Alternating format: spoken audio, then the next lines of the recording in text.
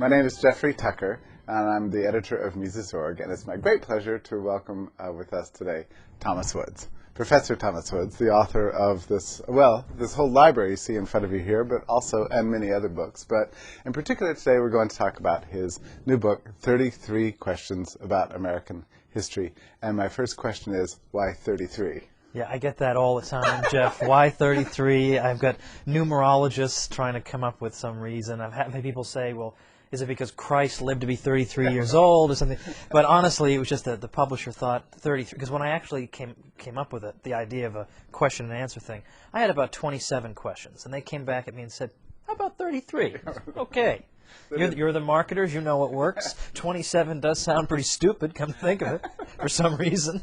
Yeah. So they did extensive marketing research on and they said the number that will work, not one more or one less, is 33. So was the book inspired by your politically incorrect guide? Yes and no. I mean, yes, in that I realize that people are interested in American history from kind of a libertarian perspective, but no, in that it's not the same stuff just packaged into a question and answer format. It's got all different things that I didn't either didn't get to or didn't think of at the time I wrote the politically incorrect guide. I mean, things like, for the founding fathers favored jury nullification. Did anybody know that? I mean, things like that. Just stuff that is just off the table. I want to bring onto the table. And after your extensive classroom experience, you have probably a pretty good idea of what students know and what they don't know. Well, that's true, and it's pretty depressing, frankly. But on the other hand, it means that you can start with a blank slate with a lot of them. Jefferson once said that it would be better for Americans to read no newspapers at all than to read the newspapers of his day. And so likewise, it's better for them to know no American history at all. Why did he have such a faith in education then? What was the deal with that? Yeah, well, that's a good point. But at least he wanted to keep things on the local level. But it's true. They come in not knowing a whole heck of a lot. But when you sort of indicate to them that, hey, I'm going to let you in on stuff that you won't hear anywhere else, or it's being suppressed, well, that sort of piques their interest. Well, what is this? You appeal to their sort of teenage rebellion instinct. Like, why is authority keeping this information from me? And then you got them right eating out of the palm of your hand.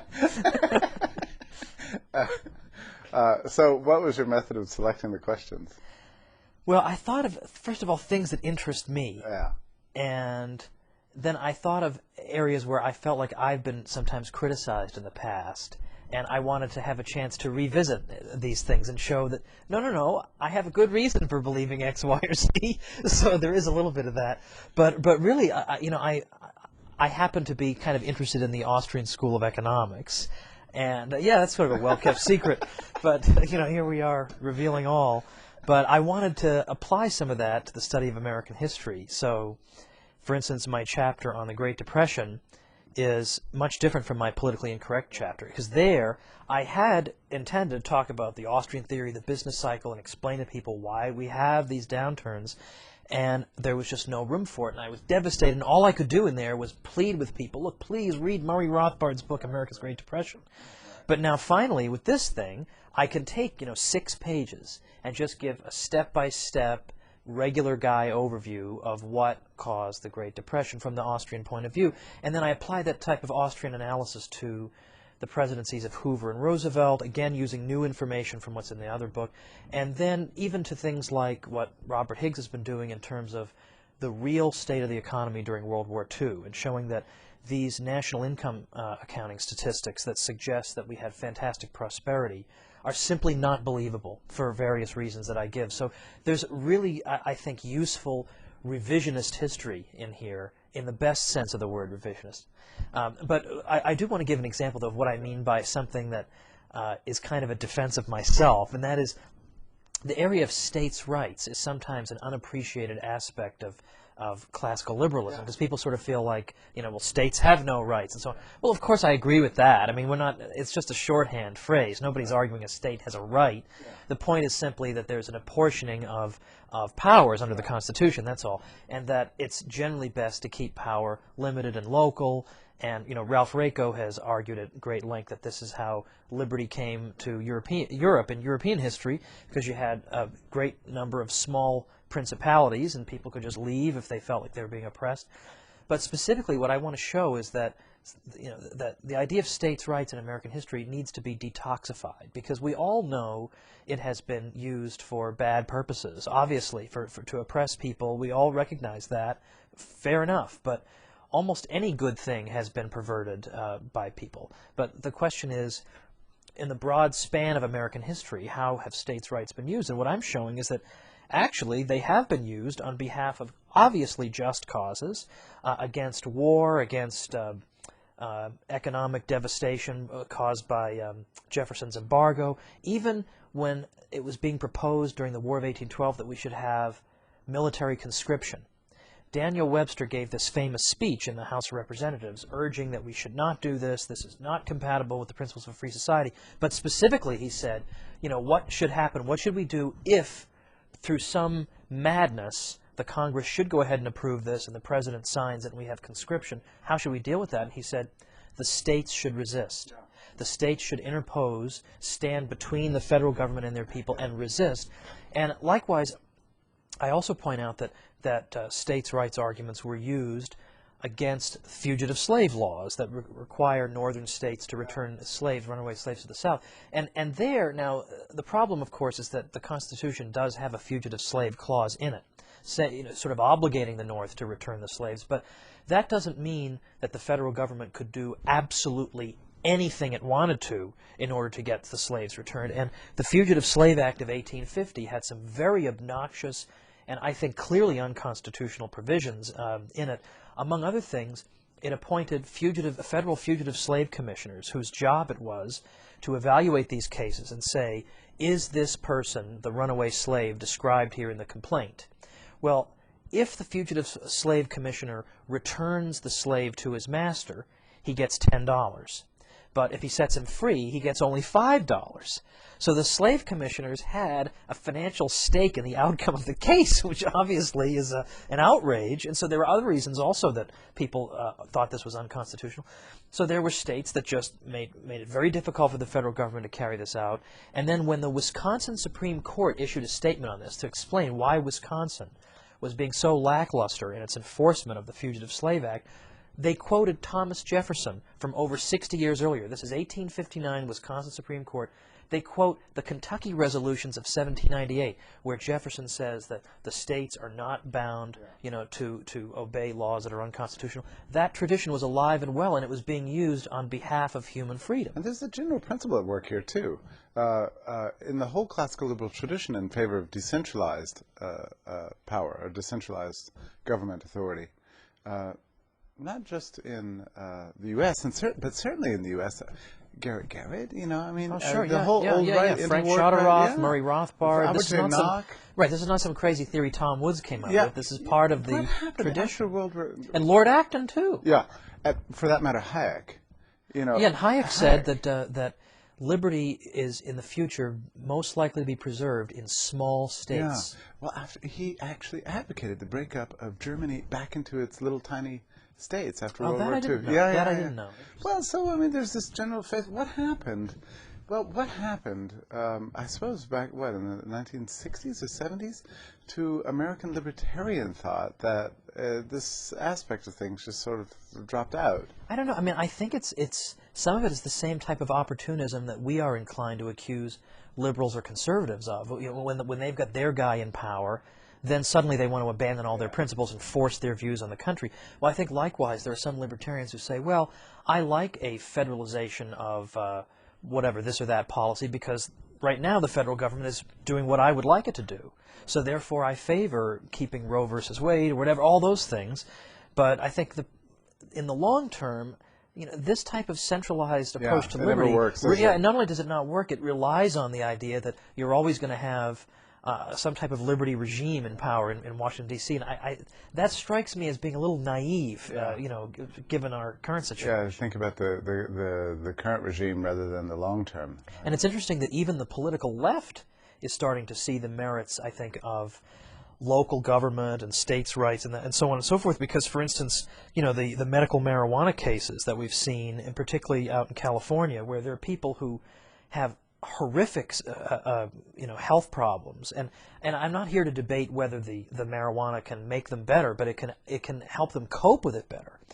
Angel Rach has this disorder. Well, she's got all kinds of inoperable problems and tumors, and she's got a mysterious wasting syndrome that causes her to lose at least a pound a day, and she'll basically die in the absence of using medical marijuana. And they've tried all other treatments, and either they don't work or they give her intolerable side effects. So she has friends who grow the marijuana for her medical use, and they give it to her.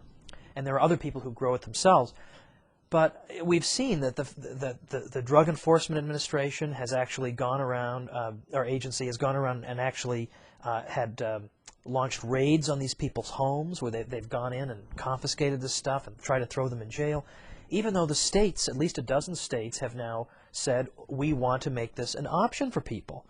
And there is a sense, I think, among people on the left that this is an outrage, you know, like why in the world, and how can you justify that? And the argument that the federal government uses is that the Interstate Commerce Clause justifies them in confiscating marijuana. And her argument, Angel Rach's argument, is, well, let's see, the marijuana was grown in this state just down the street from me, and it's consumed completely by me, and I'm not going over state line. How could this possibly be interstate commerce? So but it's interesting that when their case got to the Supreme Court, the so-called liberals on the court, like Ginsburg and Stephen Breyer, did they support her right to do this? No, because for the establishment liberal, federal supremacy always comes first, always trumps human concerns.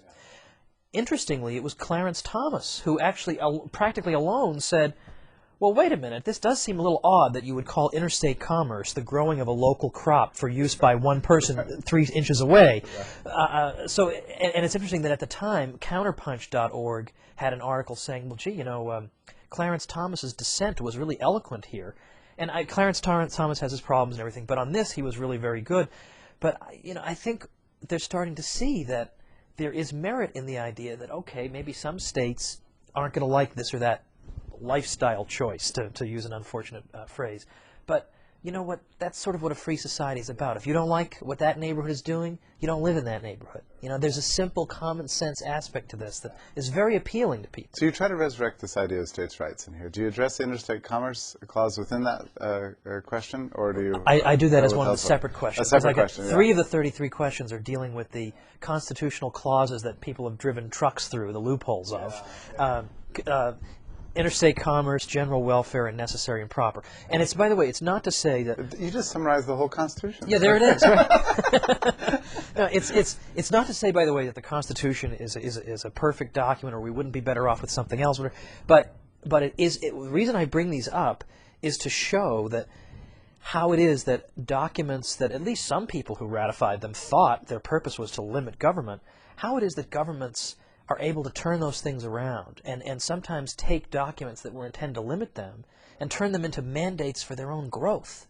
That's an interesting phenomenon to observe, so I'm trying to cover that too. Yeah. What else do you cover in here? I remember when I first picked up the book, you had told me about it while you were writing it. Of course, I paid absolutely no attention to anything you said. So when I first opened the book, my eye fell on chapter 32.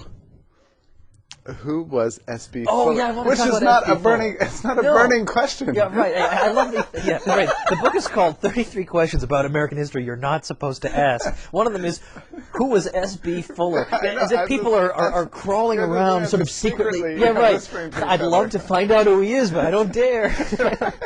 Politicians don't want you to know. Well, do you want to? Well, first of all, let's note that this segment of the program is brought to you by Vitamin Water, which is a new invention I learned about from Jeff Tucker, and you can expect to see an article on this on the web soon about vitamin water. Vitamin water is not a hoax; it's the real thing.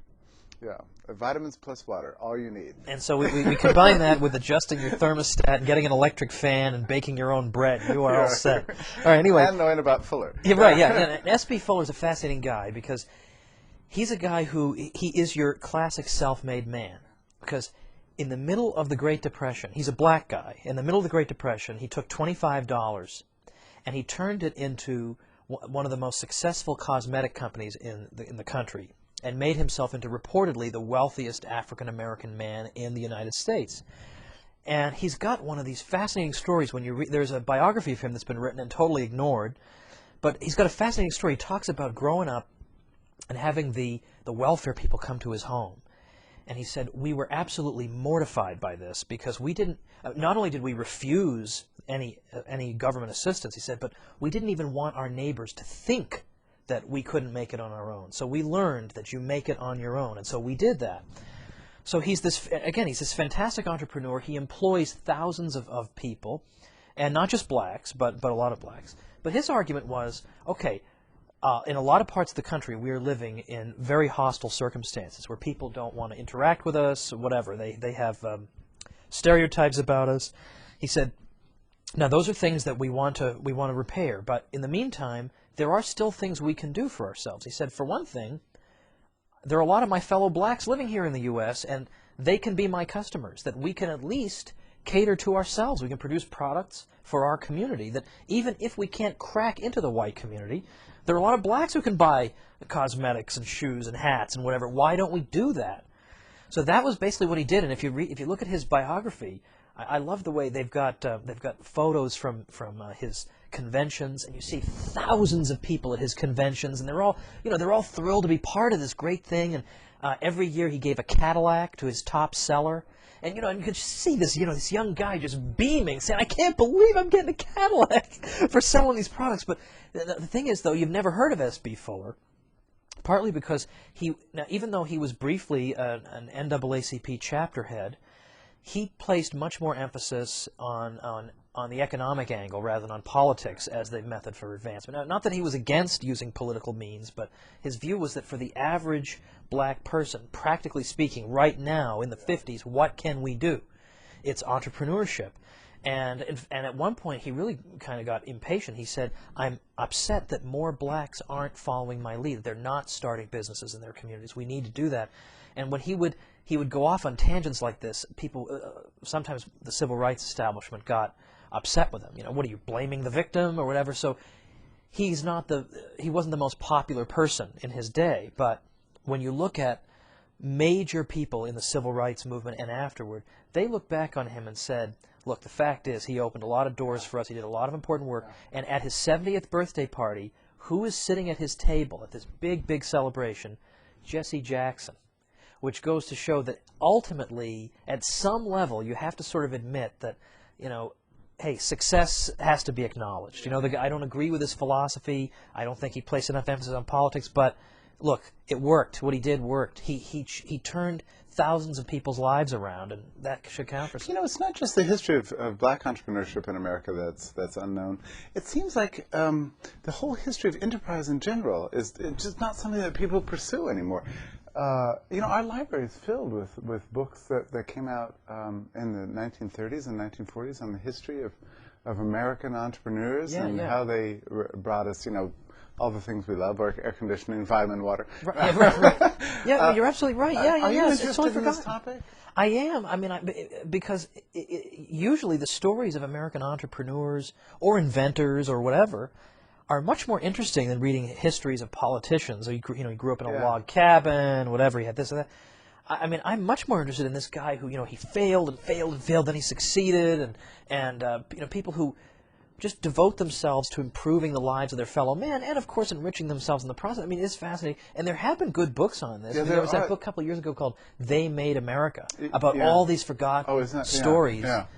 But there need to be so many more of these. I think there used to be more. It used to be something that people really studied. Yeah, whereas now, there's this prejudice that public service is the highest end, isn't it something? And so therefore it crowds out all the study of the private sector. That's, I guess, relates to a general question about this book, and the subtitle is "You're Not Supposed to Ask." I guess you could say, not supposed to ask of whom and why, but it always seems to come down to the fact that the state has crowded out alternative explanations of social economic phenomena. Yeah, that's right. And I remember when I was in school, from 8th grade onward, I remember that, if it hadn't been for the Mises Institute and having been directed to some good, sound reading, I would have accepted pretty much what I was fed, which was that, if it hadn't been for government, everybody would still be working 120 hours a week in a mine somewhere for 3 cents an hour.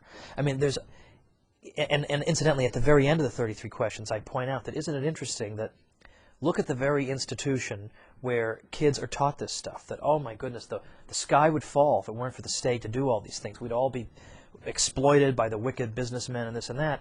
Well, what institution teaches them that? The government school. The government school, government-funded and operated school, just so happens that is teaching about all the great works of government and without which we'd all be suffering. I mean, nobody seems to notice a conflict of interest there. But it totally warps the history of America such that even I think deep down some libertarians might secretly wonder, well, I wonder if maybe if it really isn't in fact true that, you know, maybe we did need some government for this or that, or maybe, and so you get this narrative that you just cannot get out of people's minds. I mean, even still, the idea of the Industrial Revolution, I mean, literally 99% of the population believes the Industrial Revolution was a disaster. Yeah, yeah. Now, No, it's true. there has been an avalanche of scholarship refuting that.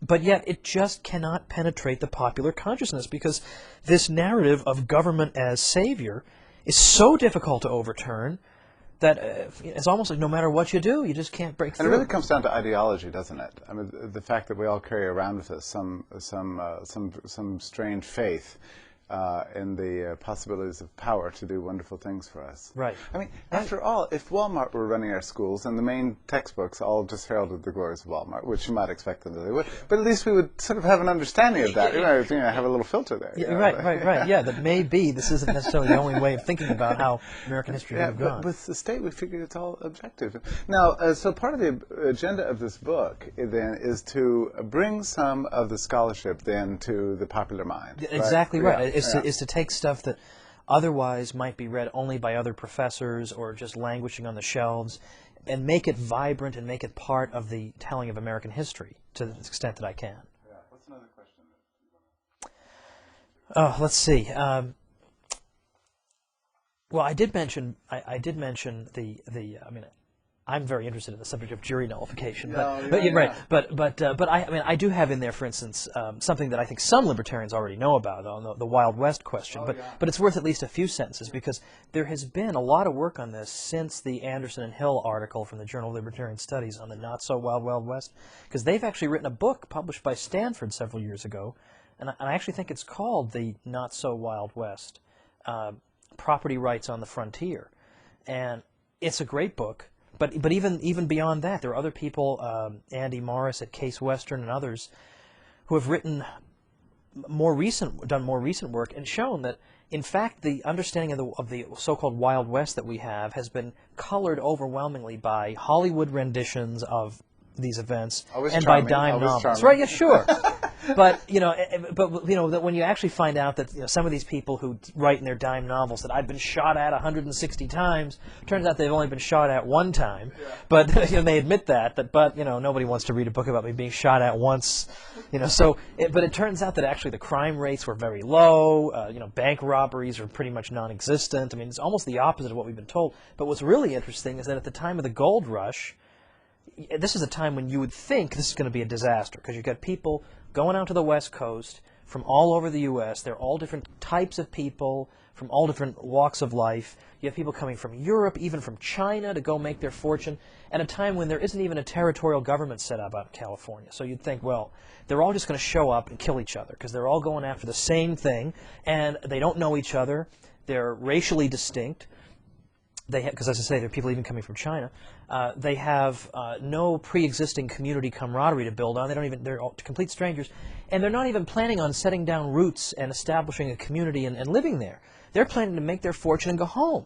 So there are none of the conditions existing that you would think would be necessary for private individuals somehow to be able to work out their differences. And yet, private individuals worked out their differences by and large. It is extraordinary how private institutions were able to adjudicate disputes and establish property rights and so on under the worst possible conditions you could imagine, where it had nothing going for it out in the West, and yet somehow it worked. It's a fascinating story, an interesting story, particularly for libertarians. So that's got to be told. But up to now, again, the research on that has been done by other people. I haven't. I mean, I've read some of the primary sources, but mostly the research has been done by others.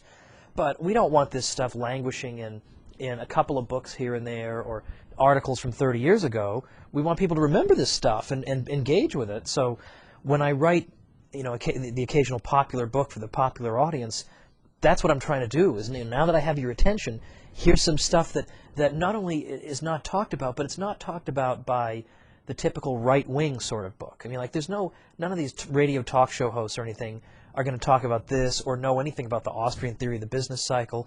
But my goal is to sort of reach the kind of people who listen to those shows because they need to know about this stuff. Have you had interviews on radio and television about this book? On this book, I had a very brief appearance on Fox and Friends on the Fox News Channel, but it was a week before the book came out, so it wasn't ideal. But that was okay. We talked about foreign aid, and I said on the air that I would support foreign aid only if I hated the human race, because it has had nothing but bad consequences. And I talked about Peter Bauer and his contributions. But yeah, I've done a fair amount of radio, but the biggest show I've done was I was actually on the Michael Medved show a couple of times. Oh, and what, is he sympathetic, or he just well, wants a good show? Yeah, he and I don't see eye to eye on certain important questions, but what I respect about him, even in spite of my disagreements with him, is that he knew that before he had me on. Like, he knew that, I come from a different sort of tradition of thought, and that I'm anti-war and everything, and he told me that off the air, but that he likes history, and he likes a lot of the stuff in my book, and I'm sure he does. I know for a fact he doesn't agree with everything in it, but I think he felt like, on balance, it's a useful enough tweaking of the establishment that let's have this guy on and talk about it, and it was great. Yeah, it was great. So on the war question, you'd address World War II prosperity. Right, and then I do talk more about war here. So I don't think Medved would have me on to talk about current events. Yeah. History is one thing, current events is another.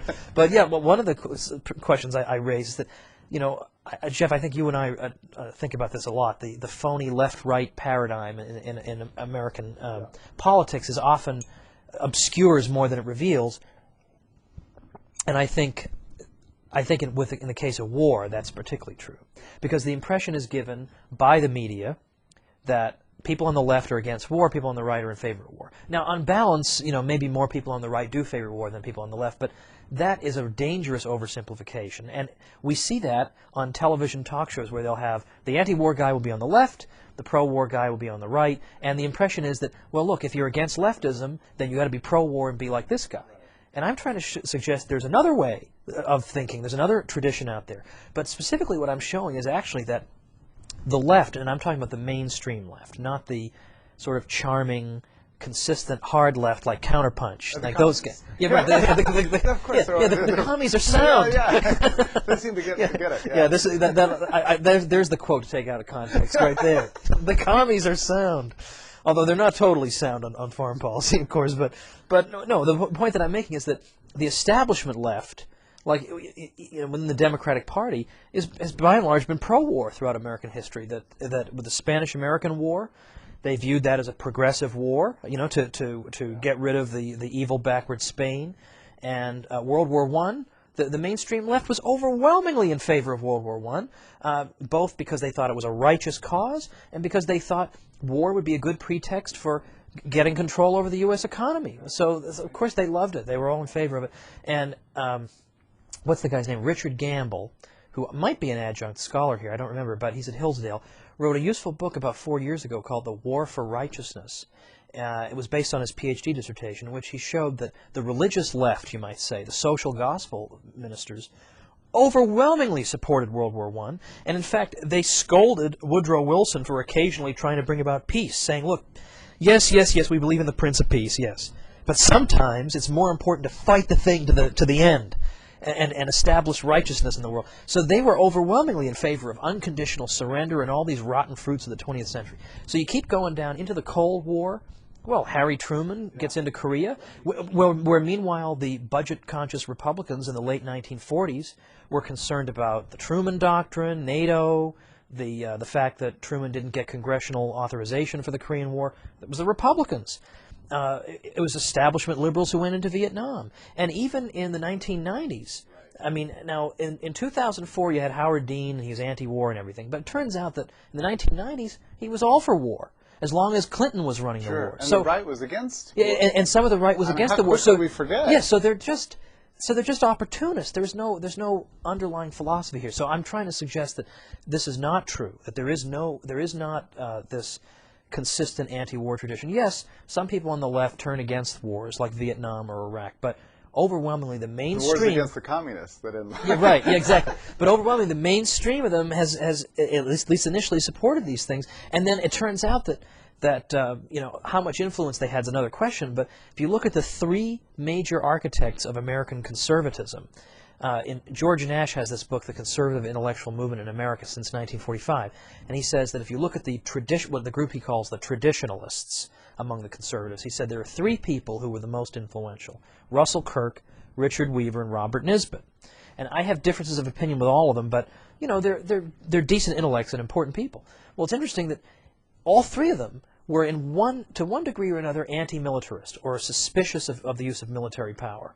Weaver wrote a beautiful essay in his book Visions of Order about total war, and so he would not be a right-wing radio talk show host these days. And Nisbet was Nisbet I wrote a whole article on that. Yeah, Nisbet was extraordinary. I quote him in the 33 Questions. And then Russell Kirk was he's anti-draft, and he was anti-war in a number of cases. And then after he left National Review and toward the end of his life, he was totally against the first Persian Gulf War, had choice words for the first George Bush.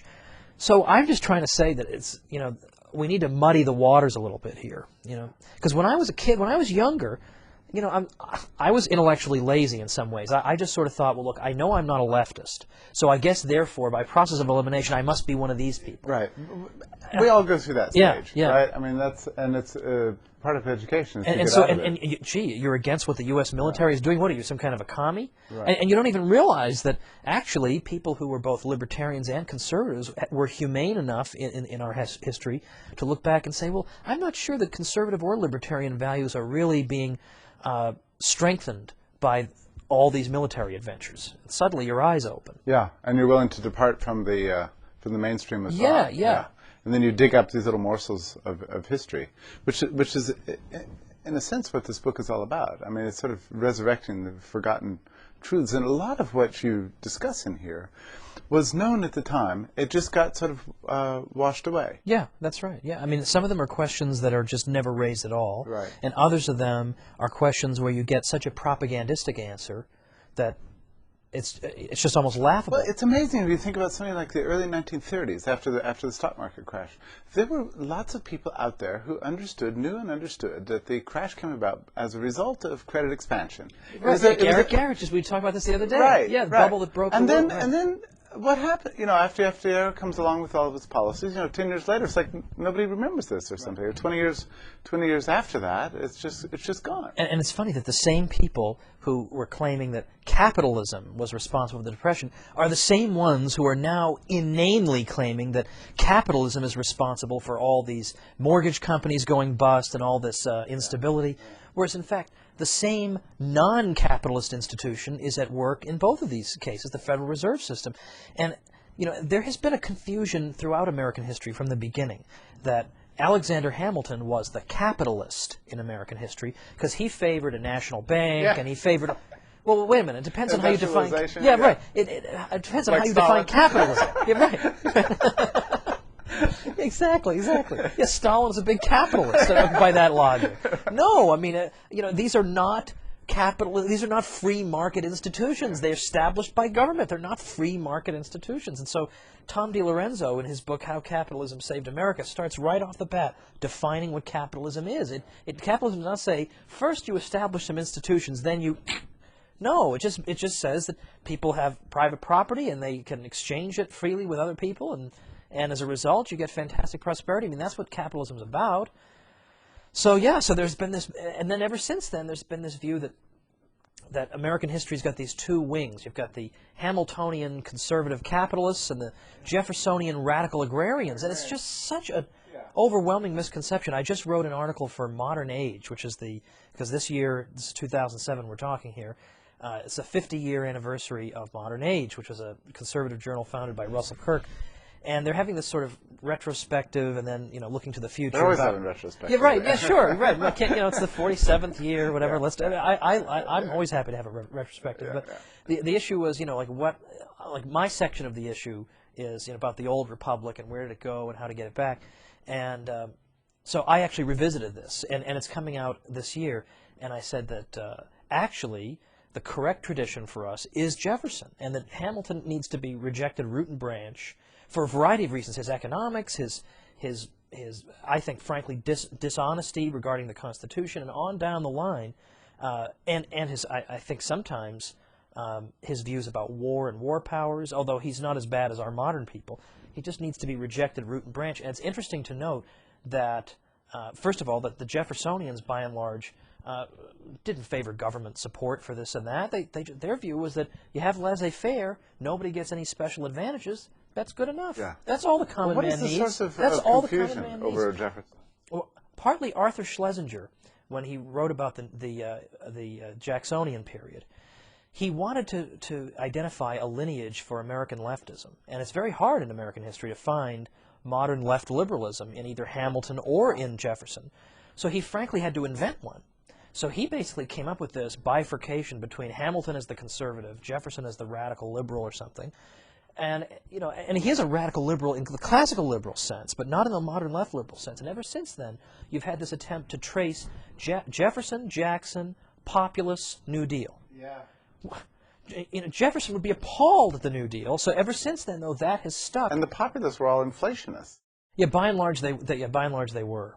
So I'm trying to recall in my article, I'm trying to recall what Clyde Wilson said in the late 1960s in Modern Age, which was he wrote an article called The Jeffersonian Conservative Tradition. Said, to heck with Hamilton. What's interesting is that even Russell Kirk, in one of his books in the 50s, said, you know, we make a mistake if we identify ourselves going back to Hamilton. He said, because Hamilton was a great innovator, trying to impose all these newfangled industrial sort of policies on this country that, by and large, didn't want them. So even Kirk said, to heck with Hamilton. Yeah. Who needs And that reminds me of the Imperial Presidency question, which you also addressed. Oh, that's right. In the book. Schlesinger also had complaints about the Imperial Presidency, more or less. Yeah. And again, Schlesinger is just, oh, gosh, I mean, you just can't take him seriously, because, of course, he has no problem with the Imperial Presidency if the president is one of his drinking buddies or whatever. You know, I mean, that's fine. But as long as it's Richard Nixon, then we can't. Got to be Semper Tyrannis, And I mean, by the way, I mean that's not to make any defense of Nixon, who famously said on matters of national security that, quote, well, if the president does it, that means it's not illegal. I mean, so much for centuries of the liberal tradition trying to overturn the idea that the king is above the law. That means it isn't illegal. Yeah, I'm talking about now, in some ways, the term imperial presidency is a little dated. We don't maybe use that phrase as much anymore, but the concept is very much alive. I mean, everybody, look around, it's all over the place. People talking about what has happened to the presidency. And what I'm trying to argue is that it's not just that George Bush came into office and then the presidency just became this fantastic, huge institution unaccountable to anybody. I do think there is a serious difference between George W. Bush and some of his predecessors, but this didn't all just come out of his head. And I think it's very dangerous to think otherwise. I was on a left-wing show, radio show, Leslie Marshall's show, very nice woman, maybe a month or so ago. And she started off, I think she thought I was going to be some kind of GOP shill. So she was going to set me straight. She started off by telling me how bad the Republicans were. And I'm sitting on the other end. Why are you having me on the show? Impatiently nodding, saying, yeah. So she's saying the Republicans have done this, and this. And so we need the Democrats and this and that. So then when I gave my reply, I said, well, I'm sorry, Leslie, I can't be as optimistic as you are. Because I said that I actually think that the Democrats, whatever mild improvement they may be in some ways, they are responsible for a bipartisan foreign policy that's 60 years old, that's caused us all kinds of problems. But in terms of the presidency itself, what I'm showing is that the president I think we most need to blame for the presidency getting the way it is today is Teddy Roosevelt, who's a president who is loved by the mainstream, loved by the left, loved by the right, both of which are looking around for, gee, I wonder how the presidency got to be the way it is. Well, it's your hero. And the reason I identify him is not that there was no presidential activism before him, and certainly under Lincoln there was. Anybody would admit that, but that was an unusual case because then that was a wartime situation. But in peacetime, the difference is that Teddy Roosevelt comes to the office with a full-fledged philosophy of how the presidency should work, and he's going to try to implement that. So he's got two basic ideas he wants to see implemented. One is the idea that I'm the president, and because I was elected by the whole country and you senators were elected only by your states, therefore I have kind of the upper hand here. I'm the unique representative of the American people. So it's my job to see that the will of the people is put into effect, regardless of what that means. If that means I have to run roughshod over the Congress, then that's what I'm going to do. And he does that repeatedly. Secondly, there's his idea that the president can do anything that's not expressly prohibited in the Constitution, which is kind of an inverse, relation to what the original understanding was, that you can do only what's expressly authorized. His view is that if it's not prohibited, I can do it. So he's got this very expansive view, and he's very much a visible president. If he's going out, if he's going bowling or something, everybody knows about it. It's like the current presidents. If George Bush or Bill Clinton are out playing golf, we all know about it. We know what their handicap is, whatever. That would have horrified Jefferson. That you care this much about some guy.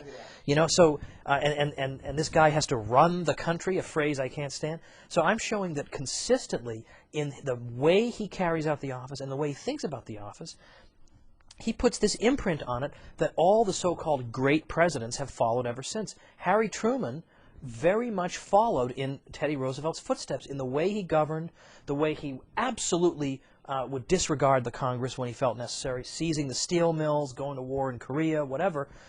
He was modeling himself on Teddy Roosevelt. And I actually, once in a while, I'll see somebody on some left-wing blog or something saying, gosh, where are the great presidents these days? Where are the Harry Trumans? That's the problem. Yeah. And the Harry Trumans come from Teddy Roosevelt, who was the godfather of all this stuff. And by the way, that's exactly the way George W. Bush thinks. I'm the decider, and I'm the representative of the American people. And even when the American people disagree with my policies, I sort of can divine the general will better than they can, so I'm going to implement their policies anyway. It's a very, very dangerous ideological tool at the president's disposal, that I am the embodiment of the people's will, such that I, in effect, know their will better than they do. And that he can continue to portray himself that way, even when poll after poll says you should reverse course in this and that policy. Very disturbing. Who do you think that Bush looks back to? Is it Wilson? Is it FDR? See, I don't know if he has enough of a historical sweep in his own mind to know what precedents there are. Because Clinton did not seem as belligerent. No, he didn't. I mean, even though he did, employ the military a great many times, right, I mean, you got the sense that he would be willing to, that he wouldn't consider negotiation to be an indication of a defeatist attitude, that this is the way civilized countries have behaved. Maybe he just had a better political instinct than Bush. I mean, Bush doesn't seem to have that instinct at all. Yeah, no, he doesn't. And I think Clinton was much, much less influenced by the people surrounding him, because I think he was a more intelligent man, even though I think he was very bad, and I think he was dishonest and everything else. I think with George W. Bush, I think he really is. There are some people who think he's a Machiavellian figure, who is actually very, very bright, but he just has this veneer of stupidity. I just can't buy that. I feel like he's got to be the single greatest actor on earth, because he certainly strikes me as being kind of a doofus. But that means he's more inclined and more susceptible to being influenced by those around him, who want to use Washington, D.C. for their own pet projects, regime change or whatever. Right, he does seem to flow through a series of advisors who have enact these amazing policies, like the Iraq War was. I don't know if it was his original idea, but he seems to be surrounded by these people that have these far-flung notions and drag him into things, and then they're off doing their professional lives and leave him holding the ball. Yeah. Yeah, I don't know what else. It's very frustrating. You mentioned that the word Imperial Presidency is a little bit outmoded. Do you have a suggested replacement? Oh, yeah, I don't know. And it's kind of I don't, unfortunately. I think it should just be brought back. But if anything, Imperial Presidency, I think, is an understatement these days. Because if you were going to apply it to Nixon, who did some bad things that merited that term, I think the presidency has gotten to a point now between the use of executive orders and the use of presidential signing statements, where the president now has this habit where he'll sign a bill, and then alongside that he'll say, however, the executive branch will interpret the following provisions in this manner, or the executive, in effect, will not enforce this or will not do that. And the types of things that this president consistently says he's not going to do involve matters of secrecy or disclosing information or providing reports to Congress on the Patriot Act, or things involving foreign affairs. What kind of power is this going to pass on to his successor, whomever? Yeah, that's right. I mean, I wonder what these so-called conservatives are going to think when Hillary Clinton is exercising these powers. I will have no sympathy for them whatsoever. It's their own stinking fault for not keeping their own president on a short leash, with some noble exceptions. Bruce Fine, some other people who identify themselves as Republicans Bob Barr, have spoken up about this, but they are few and far between. Yeah, it almost makes you long for a Democratic president in a way. Well, because at least it might make the Republicans, if only out of just a blockheaded desire to be contrarian, to remember their own supposed principles. Unfortunately, then they remember their principles and masquerade as limited government people. Then they get reelected and then take on them. And everybody falls for it every single year. Yeah. Right. Again. Well, maybe fewer people will fall for this and other notions thanks to your wonderful book. Well, that's very kind. Thanks. It's good to have you. My pleasure.